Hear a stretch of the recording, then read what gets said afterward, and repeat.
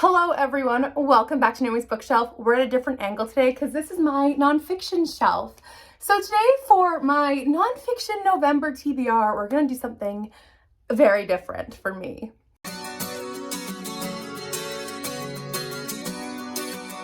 So about 2 years ago, I started my channel just over 2 years ago, and during Nonfiction November 2 years ago, I made a video called 10 Nonfiction I Want to Read. And I don't think I've read many of those books, to be honest.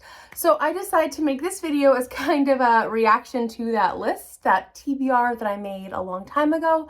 But also, we're gonna make that my Nonfiction November TBR. I hope that this works out. I hope they fit with the prompts. The prompts came out today.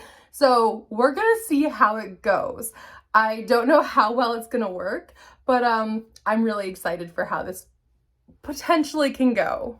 So here we are going to start. Also, I should let you know that I do have a lingering cough and I will be jump cutting because I don't think that that's great to hear on audio, but that's the only reason I'll be jump cutting. But let's get started into this.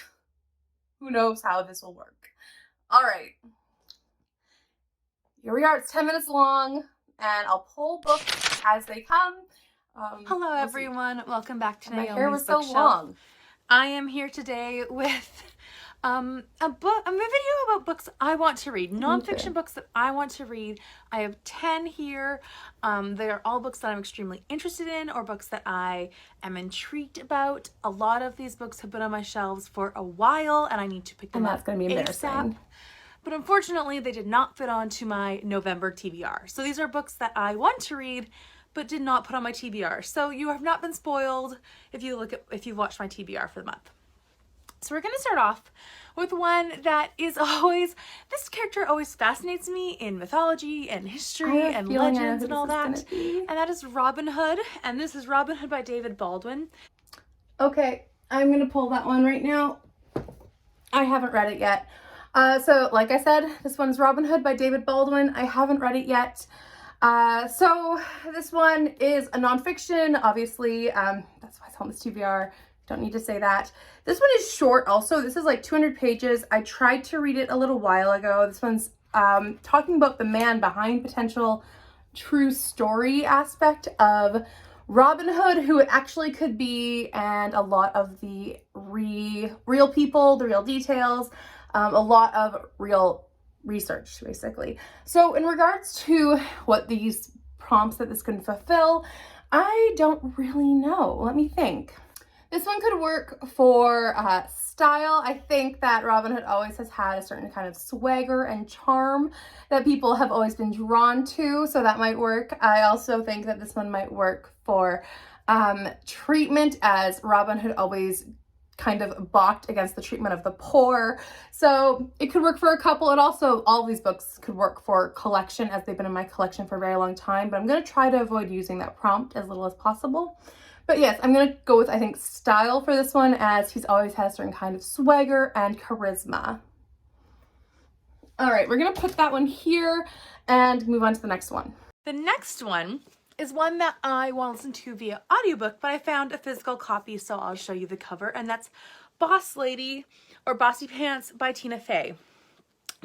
I read this one, so that's one I don't have to read this month, and I gave it 3 stars, but it wasn't a bad one. It's just the one I'm not connected to personally. All right, on to the next one. The next one is one that is a little different. Okay. And it is one that is about Anne Boleyn. And it is The Fall of Anne Boleyn. Read this one. I know I haven't. By Claire Ridgway. All right, let me grab that one. Anne Boleyn. Let's see. Where is it? I know I have it. Here it is. Okay. The Fall of Anne Boleyn. This one is a countdown idea. And it is basically done in hours. And it's also really short. It just looks big because I guess a lot of these nonfictions that I tend to read are history ones, so they have a lot of notes at the back, which, I mean, aren't awful. And this one actually has poetry, so that might be interesting to read as well. But this one has these notes about her like countdown to her execution, essentially.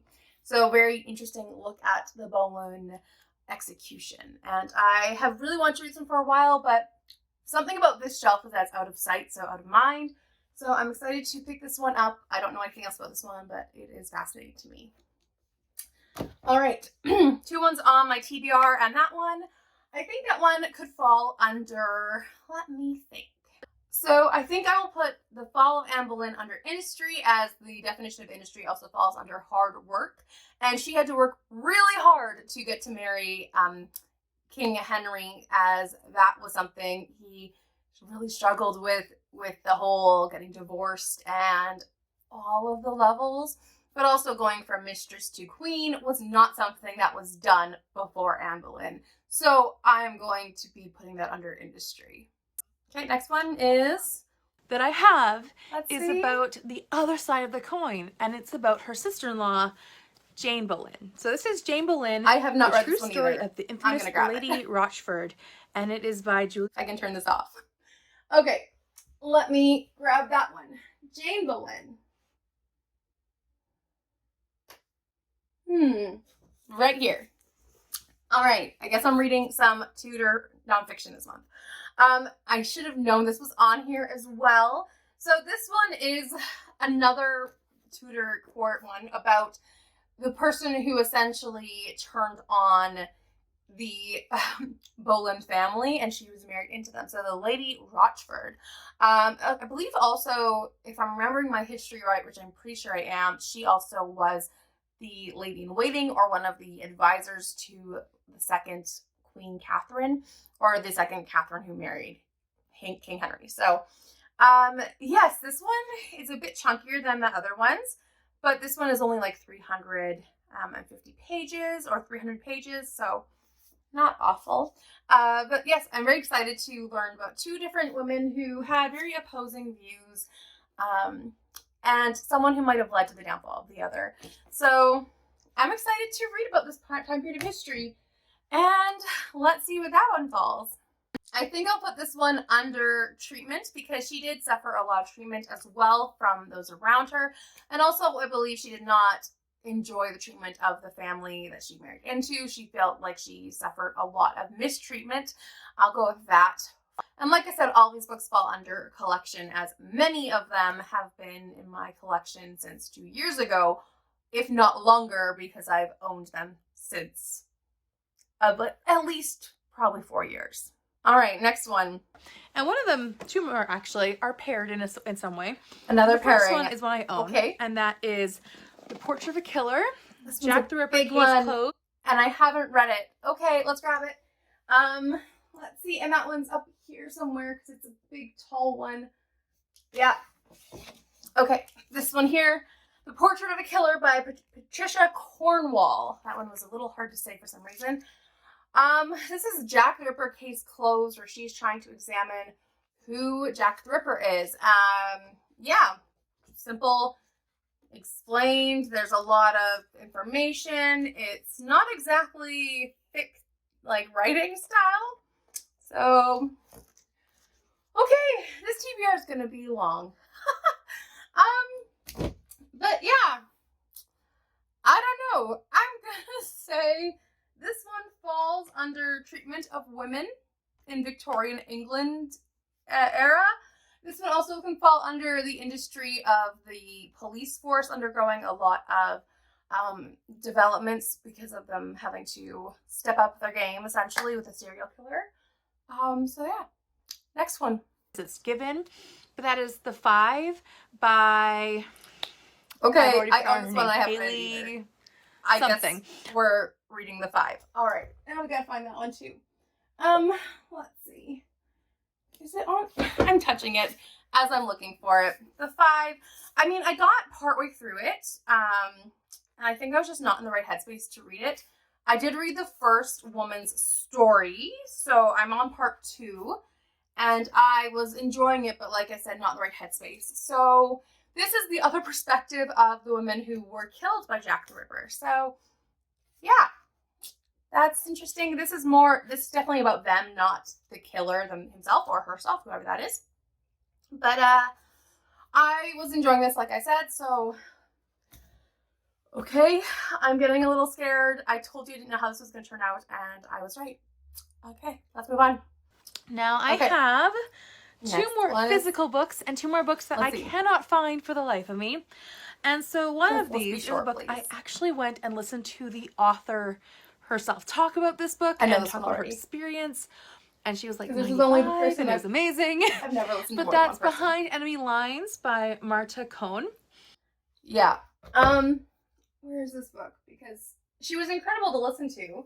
But I haven't read her book yet, even though I really wanted to. I gotta find it. Where is it? Behind Enemy Lines. So I found it along with a stack of nonfiction that was hiding out in the other shelf. That is this one, and like I said, I heard the author speak about her experience going behind enemy lines as a Jewish woman. Incredibly powerful story, incredible woman, and she was so witty, so clever, incredible, and I really want to read her story. I've wanted to read it since 2 years ago when I heard her speak, and I can't believe I haven't read it yet. So this is good. I'm glad to read it now. All right, next one. The last one I want to talk about that I can hold up for you is Women and C.S. Lewis. Okay, I just grabbed this one from the stack out there because, well, the stack in general, but this one was in that stack. I also haven't read it. I guess I have quite a large nonfiction TBR, which I might not read all of them, but I'd like to try. This one is Women and C.S. Lewis. This one is edited by Carolyn Curtis and Mary Pomeroy Key. This one is a collection of, I think, essays about how C.S. Lewis writes about women and love and how he just writes about things like that. And he has often been accused as being sexist and misogynistic in times. So I am very interested to read this perspective on it. This will fall under collection as it is actually a collection. And I think it'll be great. Yeah, I don't know what else it will be. I just know I picked it up and I was excited because I do enjoy C.S. Lewis's work. I also recognize the problems in it, but I do enjoy his work. So I am excited to pick up this nonfiction that is not by him, but about him and how women have been portrayed in his writings. I also haven't read much of his work, but I would like to get through more. So yeah. Okay, we're going on to the two I can't show you in the video, but I hope I've read them. Let's see. The last two I will be putting a picture up here. So the first one is Educated, and that's by Tara West. Thank goodness I haven't read that one. One less to put on the stack. That one was quite good. I gave it 5 stars. And I really want to get to. Okay, let's see. Another one is The Glass Castle by Jeanette. I have not read The Glass Castle. And that one should be right here. Okay, Jeanette Wall's The Glass Castle. I've heard this one is very sad, very similar to Educated. One second. Just want to stop screen recording since that was the last book. So this one I have heard amazing things about, and I am going to put this one into, I mean, all the categories are covered with this list, so I'll just put this one to collection as, like I said, I've owned these for a while, but it's gonna break my heart, this one, isn't it? But yeah, I don't know anything else. I just know it's very sad, and it's about these children surviving in a very broken home or in these I think it's about like a ruined home or castle. It says the father, when sober, is very manic and very talented and bright. But I feel like when he's drunk, it says when he's drunk, he's dishonest and destructive. So a very broken home. And yeah. Okay, so this is my nonfiction November TBR. I might be a little crazy, but these are the books I wanted to read 2 years ago, and I still haven't read them.